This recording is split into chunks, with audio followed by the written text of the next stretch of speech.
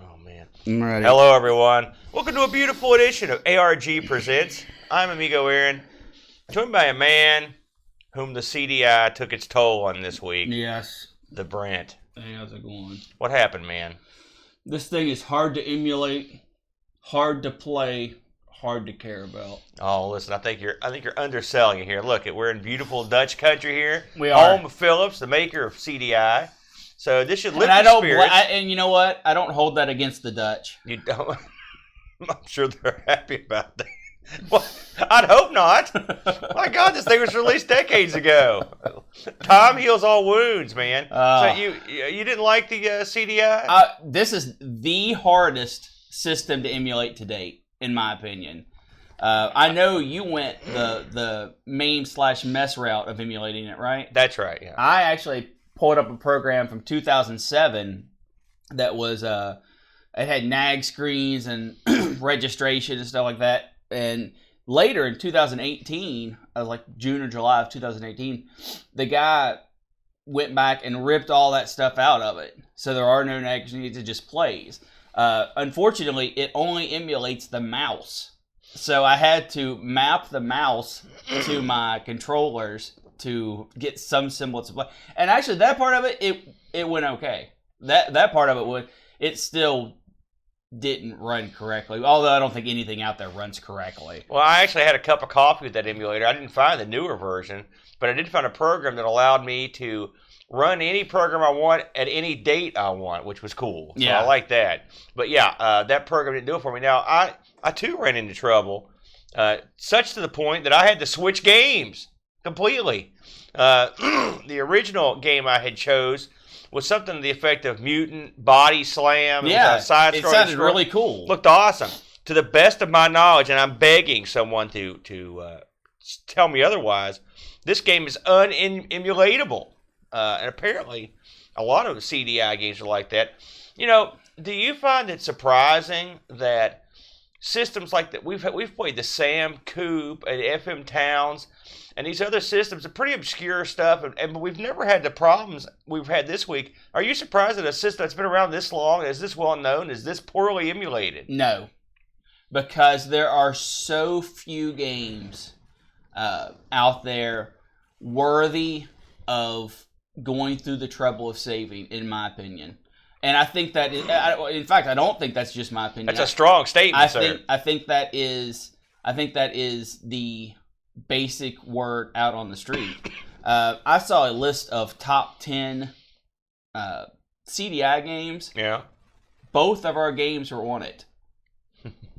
Wow, top 10, eh? So, my game's on there? Both of our games were on it. Oh, boy. Well, so, buckle up, folks. We are, in fact, talking about the CDI. We spun the wheel. We made this. This is a deal. You know, I was actually excited about CDI because I've actually gotten to play one of these. Unlike it seems like forever when we've played the Sam Coop and we've played the FM Towns. We played all these crazy systems that we never get to use. So right. This is at least I've actually played this one. Yeah. This one was manufactured by. This is actually an interesting story, and I'll get to it. It was manufactured by multiple companies: Philips, Sony, and Magnavox, and was released in North America December 3rd of ~91. And in Europe, July 10th of '92. Wow! So that's a pretty large. You're talking 8-month gap there. This thing came out at $1,000 US. That's straight up money, yo. In '91. Now $1,000 today in 2019, you're looking at $1,850. Wow. So first of all, wow at that price. Also, second of all, wow at that inflation. Holy cow. Hey, listen, things went south. So that was a pretty pricey gimmick back in the day. Now, just for fun, and this number is up for debate, but okay. I tried to find the amount sold worldwide at the time of the demise of this particular. I'm going to guess 22,000. Oh, you're way off. You're way, way, way off. Way too many? Way too few.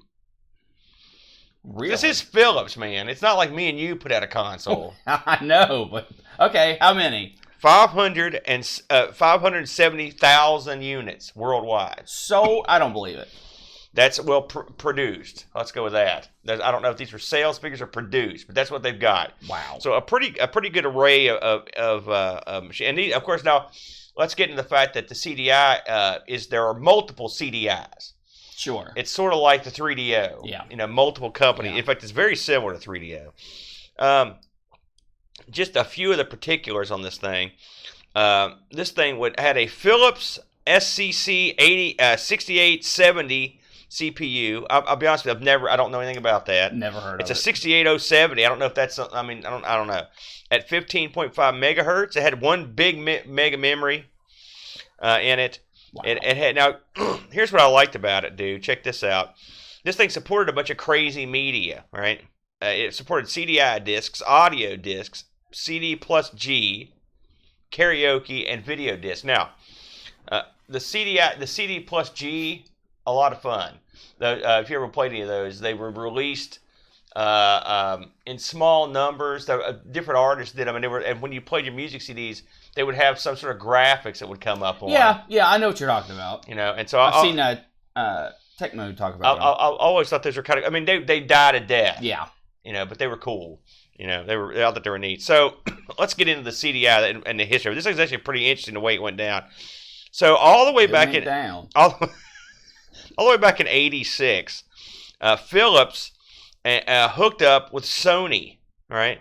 And they were going to make this system based around a new format, the CDI format, right? So Philips owned the format. Of course, they wanted to produce lots of stuff with it to make the big money. So in '90, Philips started selling developer kits to make stuff in that format. And one of the people interested in it, one of the first companies interested in it, was Nintendo, right? Mm-hmm. Go figure. So near the end of the '80s, Nintendo got in bed with Philips and Sony. And this is a whole different story because they were in bed with Sony, and I'm sure this is a pretty well-said story. And they were going to make the PlayStation, which would have been the Nintendo disc-based system, a CD-based system. But then they screwed Sony and jumped in bed with Philips, right? So, and none of this stuff ever shipped. I believe we've seen in recent years a prototype unit, but that was all that was produced. So, Sony and Philips are still sort of in cahoots, and so they came along with the CDI format, and in '91 the CDI machine was produced, the actual console itself. Now, the console was one of the early living room type systems. These are the ones that aim to be on your console in your living room. You're all in one, right? And they weren't necessarily pushing towards games. And the problem they had is by this time PCs had gotten hold of CD-ROMs, and so PCs were really their number one competitor. And as it's funny, at first Philips kind of pushed over its own developers, and by the end they were trying to get MS-DOS developers to come over and make stuff for their little machine. Now, of course, the machine cost a large $1,000, right? But for $250, you could get a memory expander that also gave you full motion video and would add a second controller port. So, yeah, it was another one of these that didn't have two controller ports on the. I know. I don't know what. But again, this thing was. You got to remember, this thing wasn't pushed toward gaming. So right now you'd be in for $1,250 to get this to get two players. And now the video feature was important because you could use that to play video discs, right? CDI formatted stuff. And it wasn't a DVD player, but it could play other stuff. So get this. This is something I didn't know. The CDI was one of the earliest game systems that you could get on the internet with. It had subscription browsing. It had downloads, emails, which I think is cool. They launched the system in Europe, towards the end of the unit, October 25th of '95. Think about that. Wow. And in the Netherlands in '96, and then in the U.S. they were going to release it in '96. I'm not clear if it ever actually got released. I know it was close. It was going to be called WebI. And so that's kind of an interesting. So think about it, your CDI online. Yeah. Pretty slick. Not to play games, though. Surf the net. Well, no, I guess you could play certain games, but I doubt they're proper games. So you want to take a guess how many games got released on the CDI? I think there was like 80. 150 games. Does that include education? That has to include education. I don't know what all they included in there, but it includes there were a bunch of what was a big deal in this machine was the full motion video games. Yes. And I will say, having had a look at some of these, your Dragon's Lair, your Space Aces, and stuff like the Seventh Guest, which the Seventh Guest was sort of a staple of these old systems when it came to CD games, because and it was sort of like the predecessor to like a Myst, if you ever played that. Oh yeah, I've played it. I've played it on PC. So now this sort of dovetails into what I picked this week. Nintendo decided against getting Philips involved with their business, but because of their dealings with Philips, they were contractually obligated to allow them to create some games based on Nintendo's properties. Yeah. And so what you got here was a murderer's row of licensed games. And of course, these are infamous now, but it always amuses me. You've got your Hotel Mario, Link, The Faces of Evil, Zelda, The Wand of Gamilon, Gamilon. And is that the way you pronounce that? And then I've been pronouncing it wrong the whole time. I've been pronouncing the Gamilon. And Zelda's Adventure. So they got to use those strictly on the basis of this deal. And again, it's funny because Nintendo sort of screwed over Sony, and then they sort of kind of screwed over Philips, but at the end, Philips ended up getting the big whammy on them, that's for sure, by making their licenses look like crap. So in '94, they went away with their original design and went with a more video game console looking design. And they also had several different gamepads. The gamepads for this are varied. They had one really nutty gamepad. You hold it like this. Yes. It's got a disc at the top, and it's got buttons. I don't know who designed this thing. That was more to be a functional mouse for point-and-click games. That's their opinion. It's not that functional for anything. That's the one I used. And it's crapola. Yeah. I mean, but that was the intent. It's also these things are also incredibly cheap. They just don't feel they feel very cheap. Yeah. And really thin plastic. Yeah. Yeah. At least the ones I played, So there you go. So in October of '94, Philips said that they had a installed base of users to the tune of 1 million units. All right, but Wall Street Journal had a look, and looks like they were over doubling that number. Yeah. So they were trying to give confidence to their user base, and I don't think anybody was buying that. So '96 was a bad year, and the CDI was abandoned, and it's estimated that Philips, just in the U.S., lost $1 billion on this item. Holy moly! $1 billion. Now I will say, I knew times were desperate for the CDI, because when you got to think, this was '91 to '96. This thing was out. And somewhere in the middle of that, I used to have a job that kept me up all night long. I was always up. And so I would turn on the tube, and there would be a CDI infomercial that ran all night. Yes. It would run all night. Yes. Talking about how awesome the CDI was. I've watched it hundreds of times. Yes. Just sitting there and be in the background. And so I can picture it in my mind. I don't know, I guess everyone in the world has infomercials, but basically what that is it's a half-hour commercial that tries to pretend it's a show. Yeah. And so that's what that was. So Philips CDI was not a popular system among the media. Let's go there. The controllers on it were ranked 5th worst video game controller by IGN. I think that's pretty kind. PC World ranked it as the 4th on their list of 10 worst video games of all time.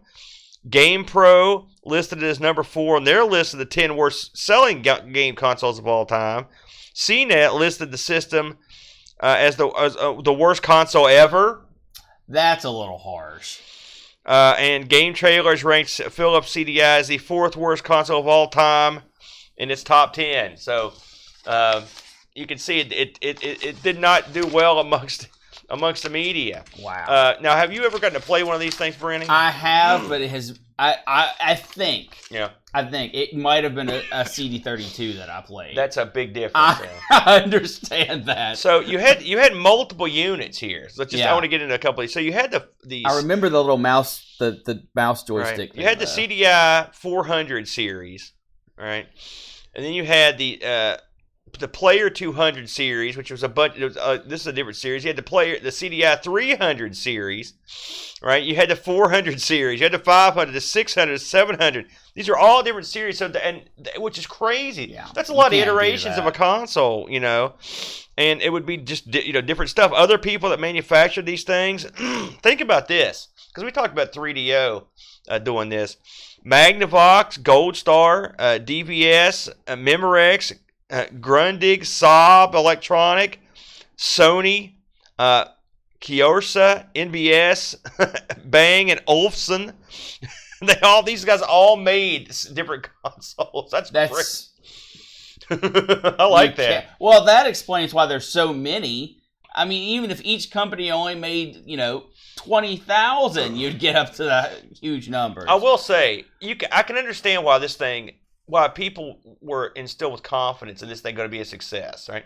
You had a very solid company backing it. That was number one. Number two, you had technology that seemed like it was ready to go, right? Because one of the big things they pushed early on were encyclopedias, trips to museums, stuff like that, more educational stuff. And it seemed like a good idea. It was a living room thing. I think they could have gotten away with the technology they've got, because there's some decent games on this thing, and it could run some new stuff. But what the bottom line is, I think, was just the price. I think the price was too high. Yeah, and then you're trying to hit people up for, video motion more, cards, a little bit stuff. more. Yeah. Screw that. Also, anytime these systems, because these guys actively turned away from games, and at the end they were begging people to make games. Well, why? Anytime you see that crap, that's a bad sign. Because. Listen, people are going to do what they want. They bought the darn thing. If they want to play games, they can play games, man. You should encourage everyone to do, everything. Yep. But you know how that goes. Just for fun, I looked up CDIs on eBay. And they're readily available. And you can get one ranging for anywhere from, I saw some a lot of them under $100 and sold from $60 to $102. Well, the problem is finding a functional one. Well, though, these are mostly functional. I will say I've read that, and I'm sure this will be touched on somebody at some point in the future, but I've read that these things are starting, like literally recently, are starting to die at an alarming rate. Now, that probably means caps. Yes. As we were talking earlier about Retro Man Cave's and drives. Recent episode. Yeah, the caps on these things go. And so that would not surprise me. So, with all that in mind, we picked 2 games out of the 150 or so CD game collection. Now, well, you picked a game out of the 150. I picked one from the Mystery Zone. And like I said, I'll reiterate that the game I originally chose, which was Mutant something Body Slam, great name, was unplayable. Yeah. So I had to unemulatable. Yeah, that's right. So I had to go back to the drawing board, Brent. Now, I get a lot of comments and nudgings. They say, listen, there's one game you need to get into. You need to get in there, dig in. You've resisted it over the years. So I finally have given the people what they demand. I've done it for you. I've sacrificed for you, the listening audience. And so I am taking my first timid steps into the Legend of Zelda series, folks. Yes. I'm doing it. It's not my cup of tea, is it? But I'm gonna go ahead and go for it. And I thought, what better entry into the series than Zelda, the Wand of Gamilon, or as you call it, Gamelon. Yes. I'll say it my way. It's the one time I'm right in a pronunciation. So this game is highly commented on. It's got a lot of word of mouth over the years. Yeah, it does. And it is one of the 3 Zelda games that came out for the CDI. And so I wanted to choose this one because I had heard that the star of this one isn't Link, but is in fact Zelda. That is correct. And so I thought, holy smokes, I've got to go down this road. So this is for all the people out there that bug me about it. This is the one we're doing. Gamilon, right? Gamilon. Zelda, the Wand of Gamilon. So we mentioned why this was made. And again, it's an unholy alliance. Secondary bottle. He's already hitting the juice. This thing came out in October 10th of 1993, exactly that day. Developed by Animation Magic. Okay? And it is very little of either. It is magical, isn't it, Brent? It's a magical game. And I just want to shout out to Dave DeCharon, who produced this one, William Havelic, who is the music composer, and Igor Razbolf, the lead animator. I want to give you guys all the credit and respect your due for this game. Now, again, this was part of the Legend of Zelda series on the CDI, and what a series! And I'm anxious to get into the next iteration of this game. So, the opening cutscene provides you with all the background you need to understand what's going on. In the opening cutscene, now I'm not familiar with much of the lore of the Zelda series. Well, let me tell you something. For this game, it's not going to hurt you at all. Well, I felt like they filled me in quite nicely at the beginning. All right. There's a lovely, I'm quite an animation fan. I'm quite animated. I'm quite an animation fan. So I was looking forward to seeing what they had done because I'd heard this game had a lot of cartoons in it, and I was disappointed. Oh, well, that's the first time this game's ever heard that. Uh-huh. So the king starts off the show by saying, listen, this guy named the Duke Oinkled is under attack by evil forces of Ganon. Now, I knew Ganon's name because I knew he was like the big bad guy, right? Yes. He's some sort of dog-pig creature, I believe. At least according to this game. Okay. Sure. And so the king's like, listen, I'm not going to delegate any authority. I'm not going to send my troops. I'm not going to send my man-at-arms. I'm getting on a boat, and I'm going to go and take care of business. Just like kings across the world throughout time. This guy's the Captain Kirk of kings. That's right. He's like, we're beaming down. And so he shoves off. So Zelda's there with him, and some old crone who I guess is like a grandmother advisor or something like that. And Link is there, of course. And Link is sort of like, I didn't know this before I played these games, but he's sort of kind of like a surfer. Well, he talks like a surfer. He's like, whoa, I'll help you out, Zelda. Oh boy. I was like, man, that nice. He's a very wholesome lad. If Opie Cunningham from the Andy Griffith Show had a surfer, had a kid, it'd be Link. I never knew that. I thought he was more serious than that. Well, no, that's okay. We'll go with that. The king never comes back. No, he sure doesn't. That ain't good. So Zelda gets worried. She goes, Link, go get him. That's right. She orders him, and Link's like, okay, bogus, man. So he sets off, right? So he's gone. No more Link. So Zelda rolls up her sleeves, and she says, okay, I'm going to go find these guys. And she goes out, and she tells the old crone, she's like, listen, crone, we're going. I'm going to go find Dad and Link. And she sets off. So that's the backstory for this game. And it's cool. Now let's talk about the animation of this backstory. How to describe this animation? Hideous would be the word that comes to mind. It is very cheap animation. And when I say cheap, I don't mean it's necessarily animated poorly. I don't mean it like the frame rate's not high enough. I mean it's actually ugly and disturbing. The voice acting, I would say, it would be below. I'm trying to think of what I've seen that's the worst thing I've ever seen animated. This. This. Yeah, no, it's this. Remember the bits on, I think Conan O'Brien used these bits where, or maybe it was Jay Leno, where he'd have a picture and then there'd be moving lips A human's lips would be in the picture, and you'd be like, "Hey, Tom, how are you doing?" This is somewhere in that ballpark. That's what it reminded me of the most. It was like someone. But it's animated. But that's what it reminded me of. And the voices, clearly, when it was time to record voices for this game, they just grabbed whoever that was sitting around that day. Yes. And we're like, "Hey, listen." And in fact, they may have employed some of the voice actors from the actors from your game to be involved with this. Ironically, hey, don't bring my game into this. So we've established that, and really, in all honesty, the animations, the animated cutscenes, in this are legendarily horrible. Yes.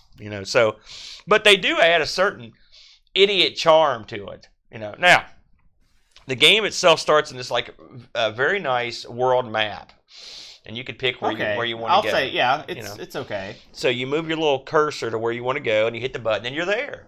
Now, when you get there, you'll see Zelda, and you'll see a very nice, almost the very artistically rendered background. Yeah, it looks fine. They look pretty good, don't they? They look fine. They almost remind me of like a watercolor. Or a lot of the backgrounds in this, they look very hand drawn, and they're not. Listen, we're not talking about they're not Mona Lisa here, but they look okay. They don't look blocky. They don't look pixely. I mean, they are pixely, but they're very soft, and in the same way that the beautiful Cinemaware pictures are. They're not as good, but they have that soft, I can't explain it, shadowy look, but they're not bad. I agree. And you effectively walk in front of them. Most of the time. So you start off in this kind of wooded area, and the first thing you notice is there's a little gimmick standing beside you. If you hit it, if you go back and whack it with your sword, you're instantly back on the map screen. Yeah. So it's basically... It's just a return to map, yeah. And so you take off. On the first level, for example, you were accosted by pigs. What do they call those things with the tusks? Boars? Boars, that's right, boars. You're accosted by boars. And Zelda has to ascend this beautiful backdrop and make her way to this house at the end of the level. Now, here's the flaw with these beautifully rendered backdrops. The flaw is it's difficult to see what is actually a backdrop and what is a platform. Did you have that same problem? Yes. You can't tell where you're going. For example, there's a section of this where you have to. I was climbing up in this tree area, and they had these little like. It was beautifully drawn, but it was almost impossible to tell where you could land. Yeah. You know what I'm talking? Did you get to that point? Yeah. So, something else I noticed about this game is that the enemies tend to swarm, right? And you get overran real easy. The hit area, and I've read this. I read a couple people talking about this game just to get a flavor for it because I was like, man, I want to make sure since we're having to emulate this, it's hard to say if this is an emulation issue or it was especially with the quality of the emulators we were using. Now I ended up using MAME, but still, I mean, this is a pretty obscure one to emulate. And so from what I've read, the hit detection in this is garbage. It's off. Yeah, and so it was real easy to get killed. Yeah, right away. Because you get generated. They just run right through you and you're dead. Yeah. Now, I devoted a bit of time this week. I had maybe 3 play sessions. And I managed to get to, I believe it was the 4th land. I found wow, you made it farther than I did. Yeah. And you can once you get back on the map, the first level, you have to unlock this door and you go in.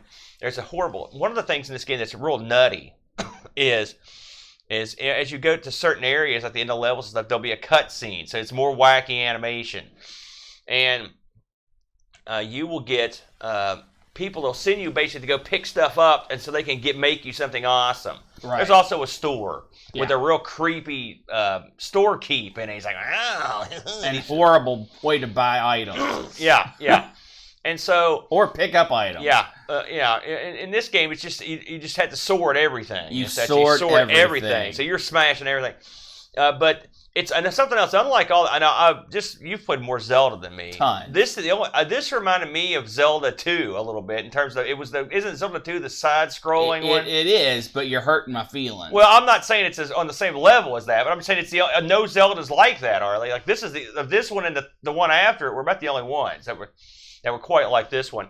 So, but as you get these items, you'll end up having to fight bosses. Right? Yeah. And I only got to see video of some of these bosses, but there was like, one of them's a mummy, there's a couple of others. But the funny thing with these boss battles is, by the time you get to the boss, you have already gotten the item you need to kill the boss. Yeah. And so you just hack him one time and he dies. Yeah. Yeah, for most of them. Now, I did not get anywhere near the end, Mm-mm. but I read that if you get to the Ganon guy at the end, you just do the same thing to him. Yeah. It's just the old one, so you're one shot in these bosses. That's sort of a unique and gratifying way to do it. No? You know, Well, the controls in this game are I was playing on emulated controls, double emulated, because I was emulating a mouse controlling the emulator controlling the system. But the controls in this game are pretty bad. yeah. Pretty bad. They're not the good. They're not the best. Now, in this game, now again, you've played more Zelda than me, but in this game, you walk around and you pick up, the currency is rubies. Yeah. Yeah, that's typical. Now, I've heard in the other game, it's rupees. Oh, I thought that's what you said. No, rubies. You know, Yeah. ruby. No, yeah, it's supposed to be rupees. So I guess, I don't know if they typoed their own currency. Yeah. Is that what we're going? I'm going to assume so. Or they just... Well, you could tell these games are based off of someone who loosely had seen a magazine advertisement for Zelda or Link and thought, you know what, I'm going to make a game. Now, we touched on this earlier, but you do stuff, interact with stuff by whacking it with your sword. Yes. This includes talking to NPC That's friends. right. So we need to talk to one of them. You walk up and you murder them, basically. Attempt to kill them. Now, this is a smart sword. It's said that this to interact with people, but it is odd to go up. It's an odd way to do things. And at first you're trying to figure out the other way to do it, and you know. Yeah. So it was said that this Zelda game and the Faces of Evil game, I think it was those two, they were built off the same engine at the same time. Yeah. And the animation apparently was done by a first-time animation house out of Russia. Makes sense. Does it? Yeah, when you've got a title like Zelda, let's just give it to the newbies. Yeah, it's, in fact, it was an outfit out of St. Petersburg that put, and this was the first thing they did, and this was their claim to fame. This was also, I wondered about this myself until I looked into it, because let's face facts. The game is weird looking, goofy. Like NPCs will occasionally pop up and badmouth you for no reason. That's kind of weird. Yep. You know, and I knew that Nintendo, as we know, they hold their properties pretty sacred.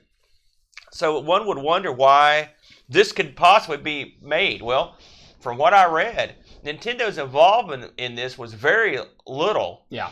And what involvement they did have was pretty much ignored. Yeah. So it's like you said, it's like someone with a passing knowledge of the Zelda universe just said, yeah, let's go and make this sucker. This game has been universally panned and hated. And really, the game is really bad. It's really, really bad. But it is not nearly as bad as people say.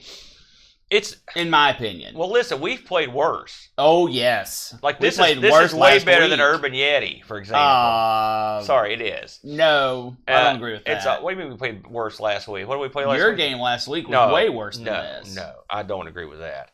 But this, call me old-fashioned. All right, you're old-fashioned. But I would rather play a Zelda game like this than I would one of the good Zeldas. Not because this one rewards you with more stupidity, which I like. I mean, the cutscenes are so horrible that you have to laugh. I mean, they are funny, man. I sat and just watched somebody put a video together, just nothing but the cutscenes, and they're funny. And what makes it better is like that. This is a sacred. This is a sacred. It's a parody. You enjoy it because it's a parody. That's right. I like to see it get cut down, taken down a notch. That's fine, right? But that certainly doesn't make it a better game that you would want to play. I said it was better than Urban Yeti. Is what I said. I don't agree with that either. Well, and it was also a parody. But honestly, I mean, in terms of the side scrolling and jump around stuff, I mean, like, is this less playable? And we're going down a bad road here. But is this a less playable game than, say, Shadow of the Beast? which was really so incredibly hard that it was unplayable. Like gameplay wise, that's why I said I don't think this is that bad of a game. There are certainly it's bad. Bad. No, it's not a good game.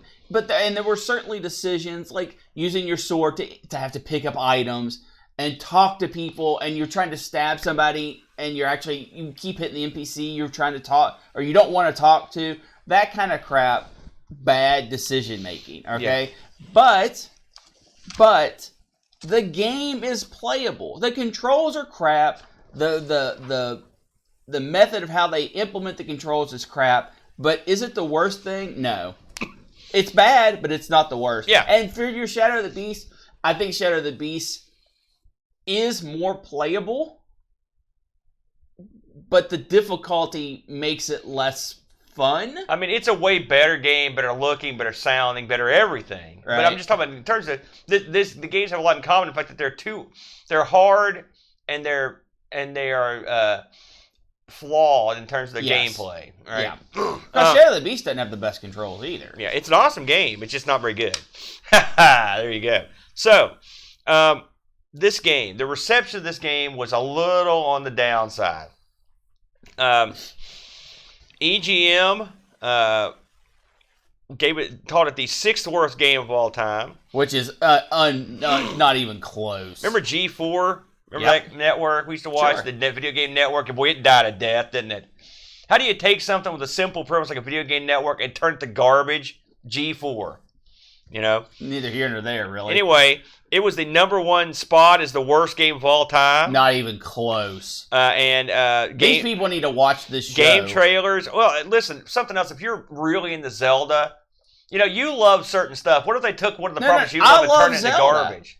Disappointing. I'll give you disappointing, but disappointing doesn't equal bad. Well, it's not good. And Game Trailers gave it #5 on the top 10 worst games of all time list. No. Well, not even close. This is the only game in the series, I think, where you actually play as Zelda. Now, what did you think of that? I mean, who cares? I think that's awesome, man. Give the chicks a little love, man. But she's just the same. She plays the exact same way as Link would. Listen, it's interesting to have Zelda go out and save Link. This reminds me of that what would be the hack of Donkey Kong. What would be interesting is if she used magic, or if she uses some magic. I mean, predominantly, she wasn't a sword and shield person. She used magic, or she used some kind of manipulation or something. But it's her being Zelda doesn't mean anything because she's not Zelda. Listen, she's just Link with a different sprite. Here's how Zelda does it. She does it brute force. She rolls in and she whoops that hind. She stabs the bad guys, the good guys, inanimate objects. How often does Link one-hit a boss?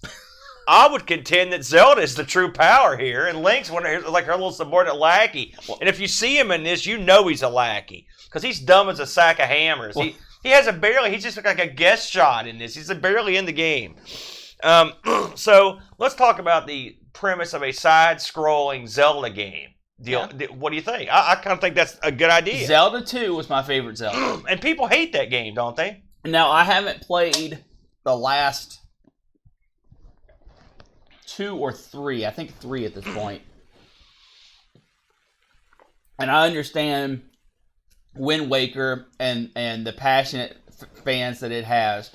But Zelda 2 was my favorite Zelda because it changed the formula just enough to still be Zelda and be something new. And that was a hard game, too.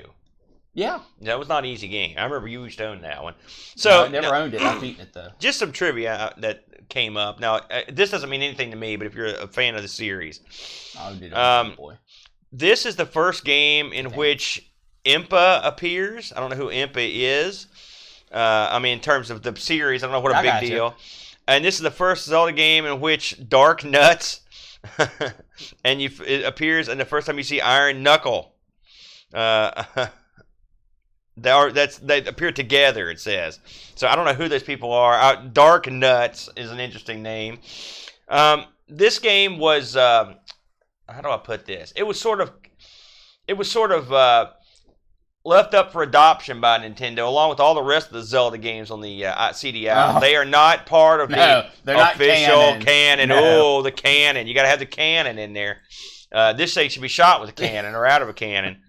So if you are looking for more sequels to the Zelda game where you play Zelda, they ain't there. And which is, what do you think about them not acknowledging their past here? I think we should see Russian animation in a lot of these Zelda games. Well, here's the thing. Nintendo knows they screwed up and by letting this, and they've never done it ever again. Well, so there you go. At least Phillips taught them the lesson. Yeah, I suppose you're right. So I looked this up on the eBay. Sure. Get the checkbook out, dude. $129, $200, $124, $99. These are available. Now, check this out. A sealed copy recently sold for $200 American. So if you want to, I think that's fair. In terms of a collector's item, I'll give you that. So I'll have to say, I wasn't good at this game, or did I really excel myself? And due to my shortened time frame this week, I didn't get to play it as much as I usually play these games because I had to pick it halfway through. But it was fun. In a dopey. It's like watching a Mystery Science Theater movie. It's dumb and stupid. Really, it's horribly bad. It's a parody. It's like I said, and again with Urban Yeti. Urban Yeti was an idiotic game, but it's so stupid. And the premise is so idiotic that you have to sort of smile and laugh and enjoy it. So that's the way That's right. That's sort of the way I went about the game. So except this was far more parody than campy. Fair enough. So now, let's shift gears, Brent. Oh my gosh. Talk about a gear shift. You picked a game that no one's ever heard of. Why don't you go into it? I picked Plunderball. Ooh. Now, we love pinball, don't we? We do. We do. Plunderball is a non-released title, sort of. So you're telling me, on a system renowned for garbage, this one was so bad it didn't even get a full release? No. This was actually... supposedly just got cut out due to the end of life of the CDI. You have a habit of picking these games to get a release as the system dies. This is another one. Did this one get out before it officially died? No. This has a funny story. All right. The game was never officially released.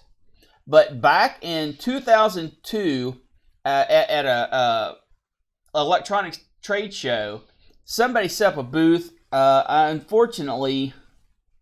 I'm trying to find the name of who it was. Older Games is the name of this place. All right. They set up a booth, and they're selling Plunderball. Yeah. I remember for the CDI. I remember Older Games. I do remember that outfit, yeah. 2002.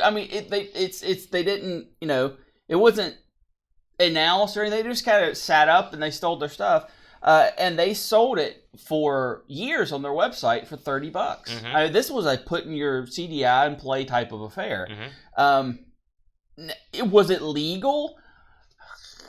Probably not. I don't think they actually bought the rights. I think they found the latest working prototype, and it was complete enough to be considered a full game.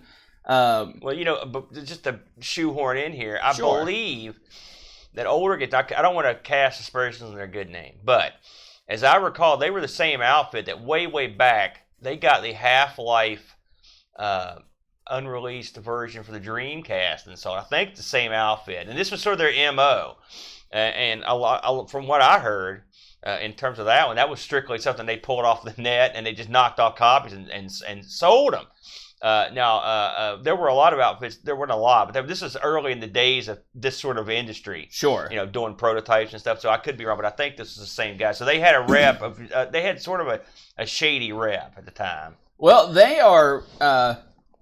The producer of this is ISG Productions, but the publisher is now considered Older Games since they were the one that brought it to market. Really? Yeah. Now, of course. It's gray area, but that's what most people consider this the publisher. Call Ron Giroux. He's on the case. Whenever those words are uttered on one of these shows. So, Plunderball. What is Plunderball? Plunderball is a space opera that you play through pinball. What a horrible idea.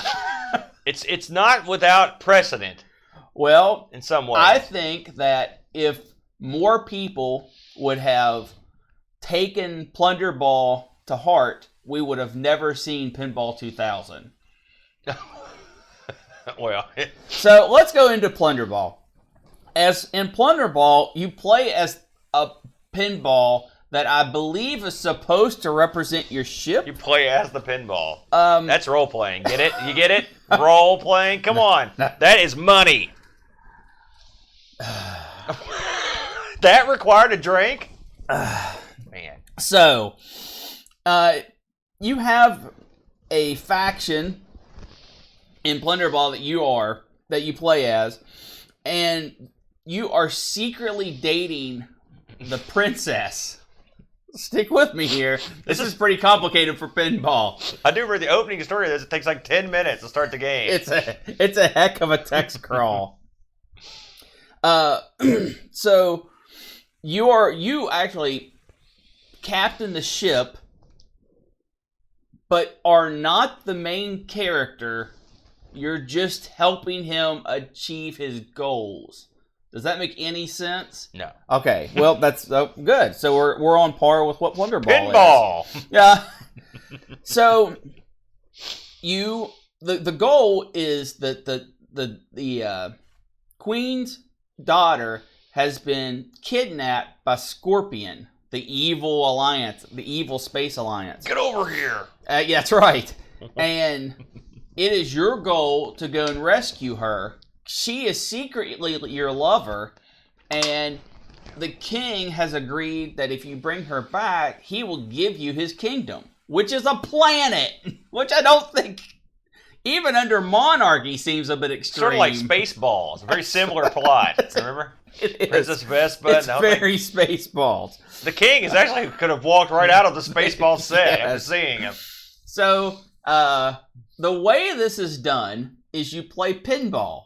So you plunge your ball, and the boards, the tables, are 3-tier tables, as in, which is they've done in video pinball sort tons of of times before. It's sort of like the TurboGrafx games, or Kirby's Pinball, or Sonic Spinball, or what's the Nintendo property? Kirby. Not Kirby. The other guy, the chick Samus in her suit. You know, Metroid Pinball. I like that one. So you launch, and you're playing, and you're very confused, and you're shooting things, and suddenly an FMV pops up. Yes, right in the middle of the field. And the game stops, the FMV loads, and the king's like, "Save my daughter." Yeah. He looks like King Vitamin or like a local car commercial king, you know? He just looks like, it's just this dork in an outfit, and he badmouths if you lose a ball, too. So you have to go into tunnels or hit buttons or switches to make these FMVs happen, but sometimes they just happen. They do. And it's because you've done something, but you don't realize you've done something. So let me ask you a question. Sure. There's one that pops up. It's like a Han Solo looking guy at a control panel. That's the guy. Is that you? No. So you work for that guy. You are the captain. That's the guy. So he's the one that's getting the girl. Yeah. Well, why do we care what happens to him? Because you're the captain. So you get nothing. The satisfaction of happiness. You pilot a ball. You're captain of a ball. Well, no. Technically, the ball simply represents your ship. The actual ship can be seen in some of the FMVs crashing into the planet. Yes, I've seen that. So, the reason why this doesn't work, there's probably a dozen, but the one I'm going to go with is pinball requires flow. Yeah. And there are certainly times in pinball flow where the action stops, lets you breathe, and then the balls return to you. That's not how it works in Plunderball. Oh. Plunderball is like going through some kind of speed bump course where you continuously stop, slowly progress, yes, and then move on to the next place where you stop and slowly progress. They took the smooth, fast, continual motion of pinball, and they're like, screw that. Pinball, a tried and true thing that's been around for decades. We can hold my beer. I'm going to go for it. We'll slow this sucker down. And slow it down they did. Not only due to the load times, which actually aren't that bad, at least not through my emulation. Although some of them would pause for longer than others, depending on how long the clips are. And the clips are only, they're like little quick time movies, 5 to basically. 10 seconds long. And they're 100% important to the game because they tell you what you have to do to progress. For example, there's a button that when you hit it, you get a letter. And the letter is E. Now, anyone with any kind of pinball knowledge knows that you're going to spell out extra and get an extra ball. Uh-huh. But if you go into one of the hidden places, the king comes up and says, I agree to repair your ship if you, and all you have to do is radio the word extra. Yeah. Okay? So now you know if you spell it extra, you're going to get an extra ball, which is kind of neat. And there are things, there's a lot of spelling in this game. Yeah. You go around things and you spell orbit. And then eventually you find out you have to go around the orbit. But you have to be told you can do it before it really counts. Yeah, you can do it as many times as you want. But until you trigger the animation. Yeah. You can actually do it without being told. And you will get credit for it sometimes depending on what it is you're doing. Like you can spell extra and get an extra ball without the king telling you to get an extra ball. But if you do it and you spell extra and you get the extra ball and the king has told you, you get a cutscene. Like when you die, it says like, it's your reward. The king is true to his word and something comes to repair the ship. Yeah. And then you launch your ball again. This is all, I mean, it's horrible, but it's okay. I could actually get behind this as a concept for pinball. I like when the one thing, the king, though, like most time he comes out, it's like, you're not coming back without my daughter. Yeah. He's a bad king. He's a jerk king. He bad-mouths you all the time. He does give you a bit of a hard time. The absolute sin of this game is the table is garbage. It reminded me of the one that ships with garbage. Windows. The helmet. No, Space Cadet like 3 of is those. Way better. 3 of those stacked on top of one another. This pinball, the table is garbage. I really dislike the whole stacked pinball thing to begin with, where you have 3 sets of flippers and you go up the screen. That's how you progress. I don't like that. A lot of games made that work, but I accept it that Devil's for Crush. video pinball, you have to kind of do that kind of thing. You don't have to. You're right, you don't. But for this storytelling, I get it. My issue is when everything on your table is so boring, so bland, and it has no reason. I mean, there are no features. There are supposedly 4 of these extended tables throughout the game. I never saw 3 of them. No, I haven't either. And I couldn't find footage, anything. But I do know they exist because I've read about them. You have to complete the objective on the table you're on, make the final shot, and then you go to the next table, which is the next part of your adventure. I'm cool with all that.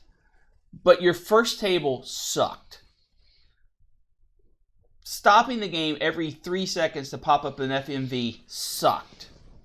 They were funny. They weren't funny because they were supposed to be funny. I saw the Han Solo guy. Yes. I saw the control room chick. Yes, who agrees to seduce the evil Scorpion organization. That's true. I questioned that.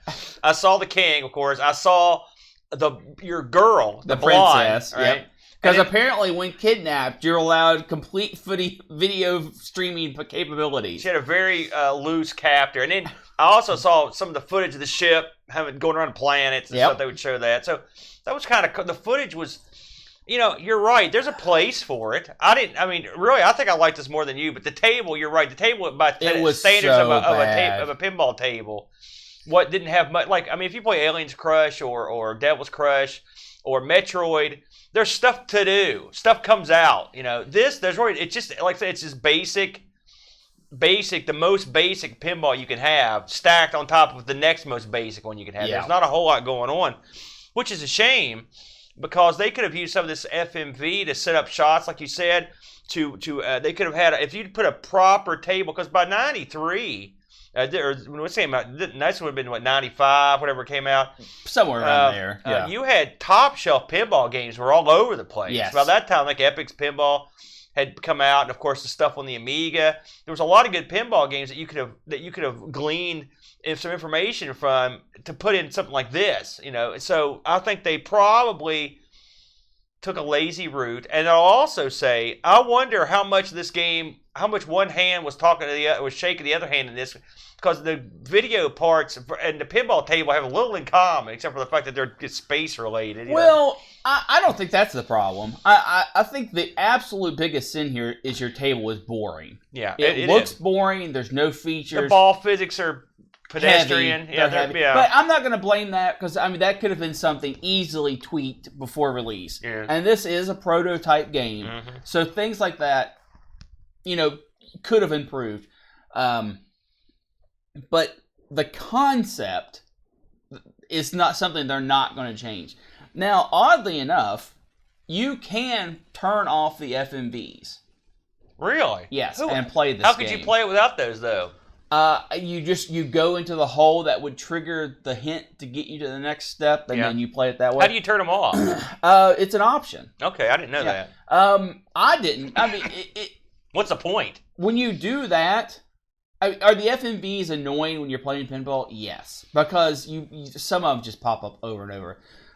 You see a lot of the same video. However, if you don't have that, then you're just left with a really crappy pinball table. Yeah. And then you've got nothing. Yeah. So you've got to leave the FMVs on. Here's the absolute nail in the coffin for me, though. Yeah. The replayability of this, garbage.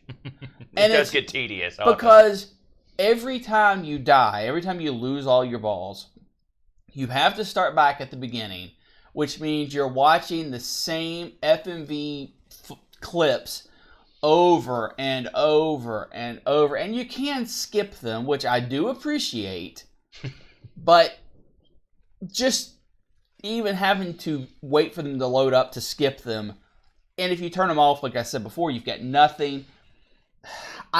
It's unfortunate that this wasn't thought out better. What I would have loved to have seen is the pinball action continue, and just in the corner, because the FMV clips aren't very big anyway, in the corner, load up the FMV clip and have it say what it's going to say while the pinball action continues. I wouldn't mind even seeing the FMV be under the table, and the ball just sort of rolls over it while you're playing. Like have a square? Yeah, I'd been okay with that. Only thing with that is you scroll up to the next table. No, it's just like a panel in the goes screen. Off, yeah. Like the panel in like Haunted House somewhere. Just put it you. like that and have the ball roll over. Now, see, that's clever, but that might be undoable. Now, all of that said, I think Plunderball, especially being an unreleased title for the CDI, I'm not going to give it too much slack, because at least it did something different. Yeah, it was. I mean, you could have released this. I mean, it would have stood proudly amongst the pantheon of CDI games. Well, this is listed on the top 10 list that I saw. This was listed as the 7th best game for the CDI. Yeah. Well, if it's me on the CDI, I'd stick with the FMV stuff. You can't botch that. Yeah, point and clicks. I agree. I agree. The stuff we covered, we wanted to play some games. We didn't just want to play some. I love Dragon's Lair and Space Age. We could have played those all day, but and it would have been great. And we'd have been sitting here talking about how awesome it runs FMVs. So it is what it is. But yeah, now could you buy this now? Did you see? As of right now, Old Games does not have it for sale because it's out of stock. So I'm assuming that means that it is no longer being produced. eBay, no talk of it, no listing at all. Yeah. Not even a past old listing. Now we know it can be obtained through the diabolical means. Yeah, well, obviously we played it. Yeah, so it is out there if you need it. And I don't think the CDI actually has any disc control. I think you can burn discs for it. I I don't know. I'd like to get a CDI one of these days. It's one thing I don't have in the collection, but it's one of those. You go down that hole, you know. It's like I almost bought a Pippin one time. It's very similar. It's like once you get it, what do you do with it? Right. Like, well, I don't know. And I would like to see. I would like to see someone out there play Plunderball to its completion. Yeah. And upload it on YouTube. I would love to see what some of those other FMV screens looked like. I just can't be bothered to put in the effort. Yeah, I can understand that. So well, did we have any user reviews this week? I don't think we had any. I think our users had as much trouble playing this as we did. The truth of the matter is, it was such a hard thing to set up. The emulator you're talking about, that was a $30 emulator back in the day too, by the way. That they were shilling. Oh, so let's see what we've got here. Let's see if we've got anything that came in at all. Nope, we didn't get anything for this week's. I don't think people guys. I don't them. blame you. This was a beast to emulate, and plus we did change one game midweek. That didn't help. So we're gonna, what we're gonna do.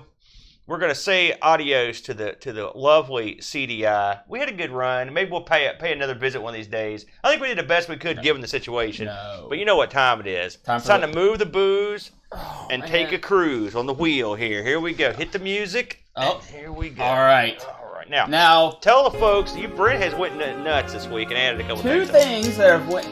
Chat choice is gone and has been replaced with chat subject choice. Okay, you want to explain that one? That will be, if that comes up, chat will choose a subject, be it light gun games or games from 1984. Games that have animals in them. That's right, anything. It's really up to date.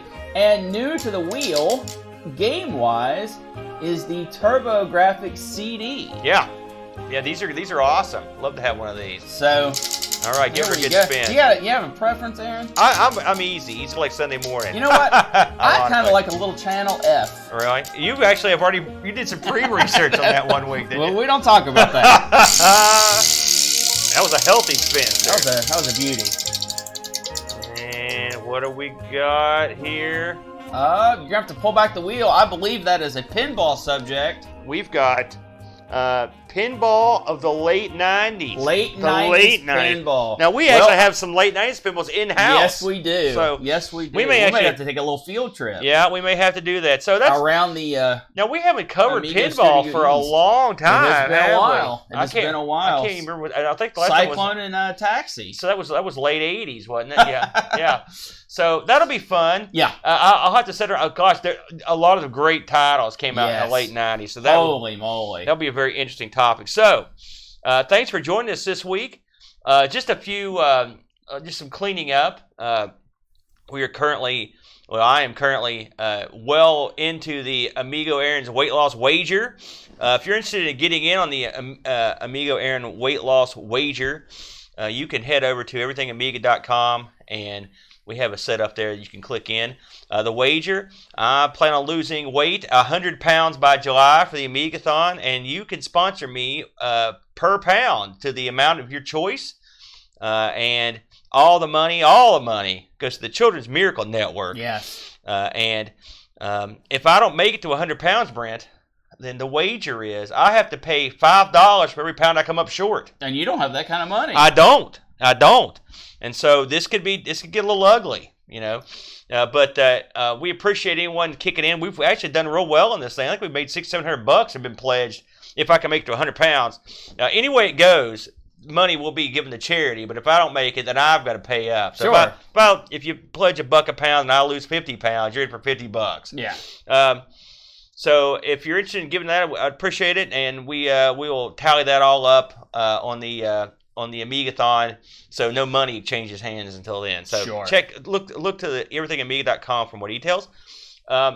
Also, coming up in the near future, we will have some special additions to the wheel. We're going to try to make the chat experience a little more robust, and we'll get into that at a future date.